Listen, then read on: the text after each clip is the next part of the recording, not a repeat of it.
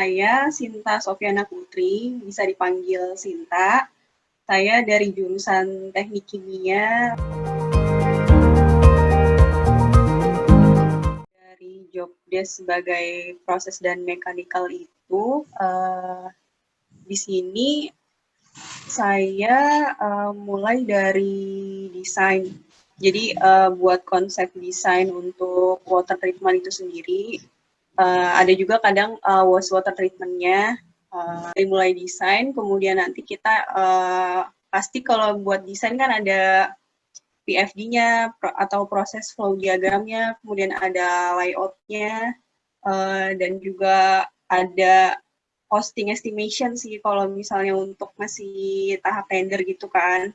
Kemudian nanti kalau misalnya tendernya itu udah menang, kita maju ke lanjut ke tahap project stage, nanti itu bakalan ada proses procurement dan engineering-nya kan, dan itu bakalan bantu di pemilihan materialnya sih, pemilihan equipment-nya gimana.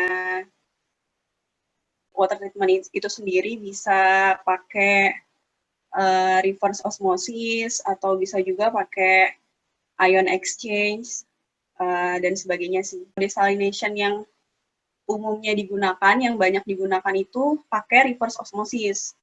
Jadi kita pakai yang namanya teknologi membran. Biasanya kalau misalnya untuk desalination ada pre-treatment-nya dulu. Jadi pre-treatment-nya itu biasanya pakai filter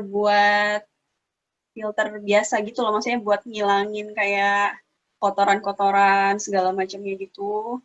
Nah, soalnya osmosis tadi kan terjadi secara alamiah. Kalau misalnya reverse osmosis, kita nggak bisa langsung dari air laut secara alamiah jadi air bersih, nggak bisa. Gimana ya, banyak sih. Mungkin perpindahan massa sih bisa. Perpindahan massa. Itu nanti semester berapa ya? Semester 4 mungkin ya. Semester 4 atau 5. Kan kalau di proses apapun, pasti kita pakai yang namanya neraca massa. Jadi, massa yang masuk itu berapa, terus yang keluar itu berapa.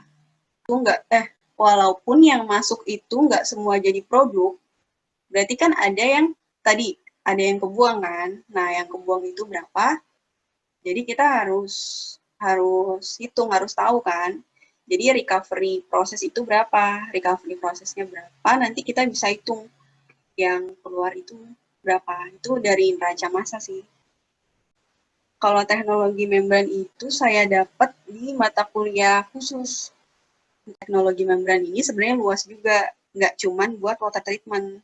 Jadi beliau juga pakai teknologi membran untuk absorpsi gas pencemar udara, kayak misalnya NOx, SOx, CO2 gitu-gitu, dia pakai membran. Karena di mekanika fluida itu kalau menurut saya kan di sini fluidanya itu air ya. Jadi saya harus tahu berapa sih pressure drop-nya atau ya berapa pressure drop-nya, terus saya juga harus nentuin berapa pompa yang dibutuhin sih buat proses itu gitu kan. Jadi harus tahu head pompanya berapa,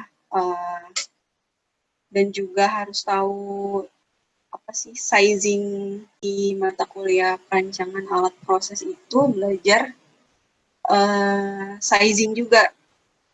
Sizing macam-macam, ada sizing vessel, seingat saya ya, vessel, heat exchanger, dan sebagainya. Cuman kalau misalnya di sini saya yang merasa sangat berguna buat saya itu sizing pressure vessel. Terus mungkin yang berguna juga ini sih K3LL.